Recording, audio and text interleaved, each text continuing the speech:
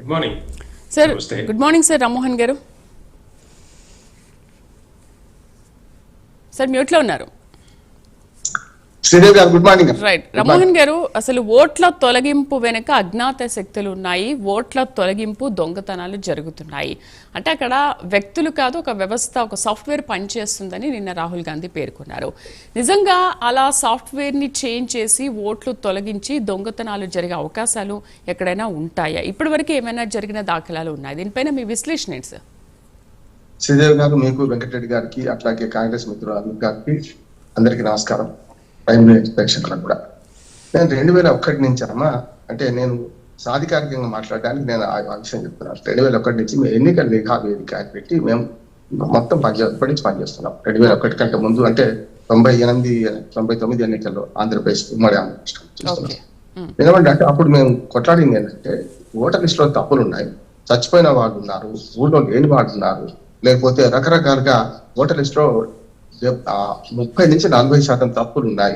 పట్టణాల్లో అయితే 40% తప్పులు ఉన్నాయి, గ్రామాల్లో అయితే 15-20% తప్పులు ఉన్నాయి, పట్టణాలకు కొంచెం తక్కువ. అట్లా రకంగా చూసుకుంటే గ్రామం నుంచి పట్టణానికి వచ్చేప్పటికల్లా పట్టణంలో ఎవరికి వాళ్ళు జీవిస్తుంటారు కానీ పక్కింటి వాళ్ళు కూడా మనకు తెలియదు కనుక చాలా వరకు ఇట్లా జరుగుతున్నాయని చెప్పి కొట్లాడిన వాళ్ళం.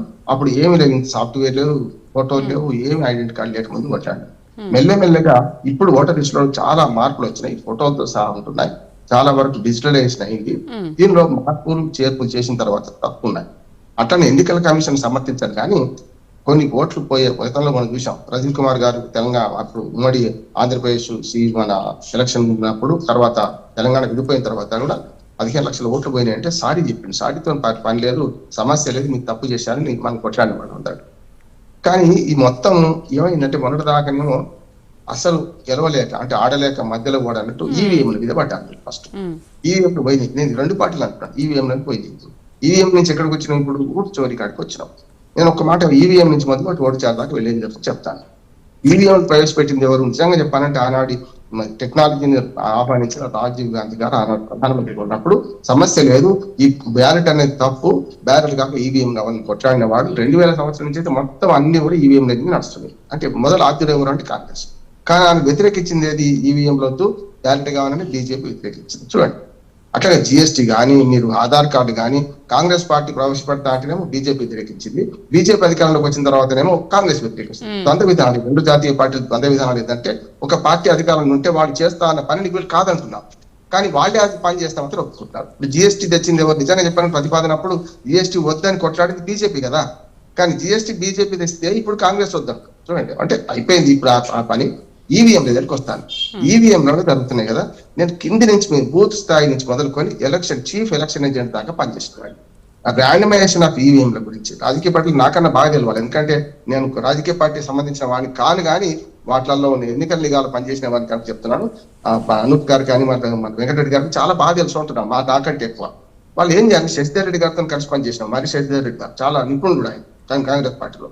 నేనేమంటున్నాను, ఈవీఎంల ర్యాండమైజేషన్ లో మీకు చూస్తే ప్రతి దగ్గర ర్యాండమైజేషన్ అవుతుంది. ఏ ఈవీఎం ఎక్కడికి పోతే తెలియదు, దాన్ని పరీక్షిస్తారు 12 సార్లు. ఒకవేళ నిజంగానే ఓటు చోరీ జరుగుతాం, ఈవీఎం జరుగుతుంది అనుకోండి, అప్పుడు ఏమవుద్దంటే అన్ని పార్టీలు ఒకే వరుసలో ఉండవు. మొదలు జాతీయ పార్టీలకు, తర్వాత ప్రాంతీయ పార్టీలకు, రికగ్నైజ్డ్, తర్వాత రిజిస్టర్డ్ పార్టీలకు, తర్వాత ఇండిపెండెంట్లకు ఇస్తారు. ప్రతి నియోజకవర్గంలో ఒకే వరుసలో బీజేపీ, కాంగ్రెస్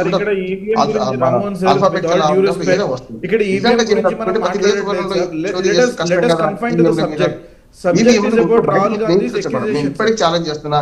ఈవీఎం మీద నా మిత్రుడు వివి రావని ఉంటాడు, ఆయన చాలా దుర్మార్గంగా మాట్లాడతారు. నేనన్నా ఇప్పుడు మనిషిని ఏమి ఆయుధం లేకుండా చంపొచ్చు అని నేను అంటా. ఎట్లా చంపొచ్చు అని అడిగి ఒక ఏం లేదు, ముక్కు మూసి వాడు ఏం ప్రతిఘటించిపోయి చచ్చిపోతాం, అంతేకాదు కార్డు ఆపరేట్ అయిపోతుంది.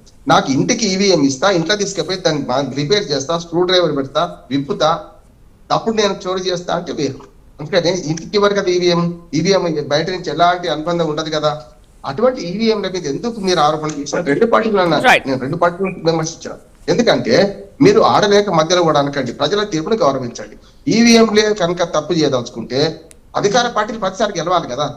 ఇప్పుడు 2004 నుంచి అంత దూరం వెనకపోతలేండి. 2004 నుంచి 2009, 2014 దాకా మీరు అధికారంలో ఉంది కాంగ్రెస్ పార్టీ. మరి మళ్ళీ ఒకసారి కాంగ్రెస్ పార్టీ గెలవచ్చు కదా. 2014లో ఈ కూటమి ఎందుకు వచ్చింది?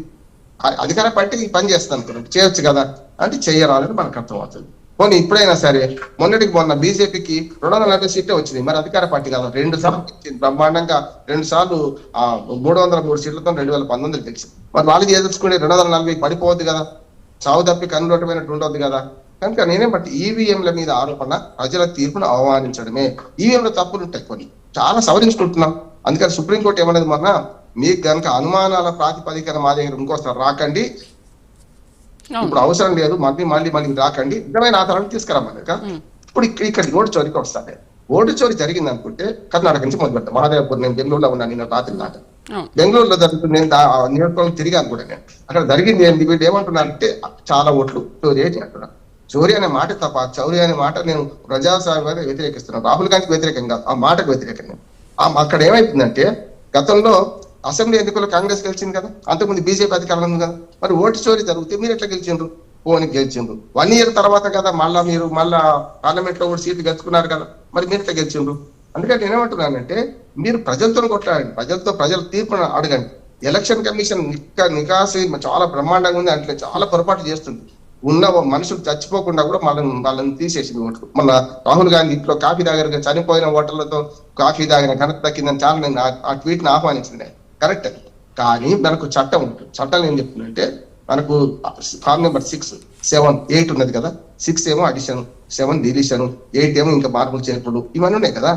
నిజంగానే పొరపాటు జరిగితే బతుకున్న ఓటర్లు ఏం చేయాలి? మళ్ళీ అప్లికేషన్ పెట్టుకోవాలి. ఇప్పుడు నా ఓటు ఉందా లేదా చూసుకోవాల్సిన బాధ్యత నాగా, లేకుంటే నాతో పాటు రాజకీయ పార్టీలు కూడా అంటున్నాను. బూత్ లెవెల్ ఏజెంట్లు ఉంటారు, ఏది మనకు బిఎల్ఓలు ఉంటారు, ఇక్కడ మనకు మన ప్రభుత్వ పరంగా అంగన్వాడీ టీచర్లు, ఆశా వర్కర్లు ఉన్నారు. అట్లాగే బిఎల్ఏలు ఉంటారు, వీళ్ళకు బూతుల వారి పార్టీలకు కూడా ఉంటారు కదా ఏజెంట్లు. వీళ్ళు కోఆర్డినేట్ చేసుకొని చేయొచ్చు కదా. నా ఇంట్లో 60 ఓట్లు ఉన్నాయంటే ఎందుకు ఉన్నాయో ఎంక్వైరీ చేయడానికి వాళ్ళు సరిపోరా? అత్యున్నత స్థాయిలో ఆరోపణ చేసుకుని ఒక మాట అమ్మా, రాజకీయ పార్టీలు ప్రజల తీర్పును అవమానిస్తున్నారు, గట్టిగా నిలిచి గెలవండి. నిజంగానే చెప్పాలంటే కాంగ్రెస్ పార్టీ 90 వచ్చినా ఇంకా రావాల్సిన అవసరం ఉంటే కొట్టాడండి అంటున్నా. ప్రజల తీర్పును ఆహ్వానించకుండా ఓటు చోరని పేరు మీద ఇవాళ అనుమానాల నీడ కనుక ప్రజలకు వస్తే, ప్రజలకు ఒకసారి వ్యవస్థ మీద నమ్మకం పోతే ముందు పడే కష్టం అని నేను అంటున్నా. రైట్. మహమ్మద్ గారు నమస్తే, గుడ్ మార్నింగ్. మ్యూట్లో ఉన్నారు మహమ్మద్ గారు.